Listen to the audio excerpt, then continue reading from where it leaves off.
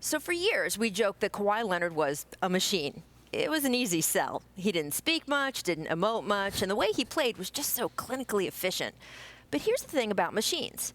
We talk about them as a stand-in for something that's supposed to be constant and relentless and unbreakable, which is silly because as anyone who's ever tried to regularly take the subway to work or update their iPhone knows, machines break all the time. And when they stop, they stop. That McDonald's McFlurry machine isn't like, yeah, it's hard to churn, but I'm just going to gut it out through one more shift. But Kawhi, well, last night in Toronto, he gutted out a win that the Raptors absolutely had to have. And he did it while switching on to the toughest defensive assignment in the NBA. Basically, the coaching staff said, so see that 7-foot, 250-pound Greek dude over there who's got the muscles of a comic book character and can sprint from one side of the court to the other in 3 steps? Yeah, you just go stop him. And Kawhi largely did. He had help, of course, but on plays where Kawhi was the primary defender, Giannis went just 1 for 9, scoring 2 total points. Overall, Giannis would finish with only 12 points on 5 of 16 shooting before fouling out. And Kawhi was a beast on him, despite, well, this happening in the first quarter. Watch him go up for the lay-in there and then land awkwardly. Through the rest of the night, you could see Kawhi favor his leg at sometimes, limp a little at others, and yet, unlike a machine, he never took himself off the court for repairs. He just kept coming.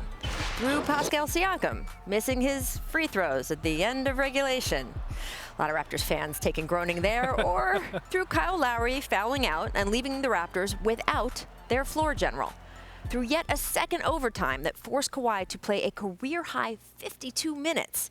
Yet instead of getting more tired, he only seemed to dig in. He kept making his free throws, 12 of 13, and in the second overtime, with the game feeling like it could tilt and keel over in either direction, he just took over. There was this dunk.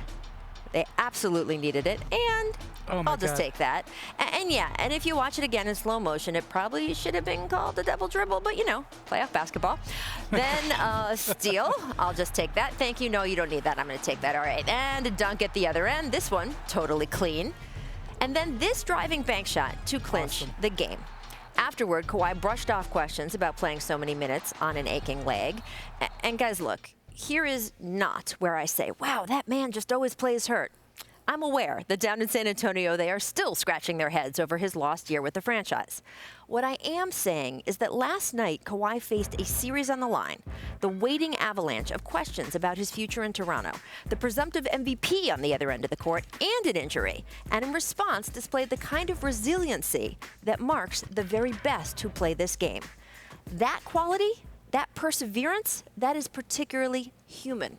And at least for last night, it's what saved Toronto.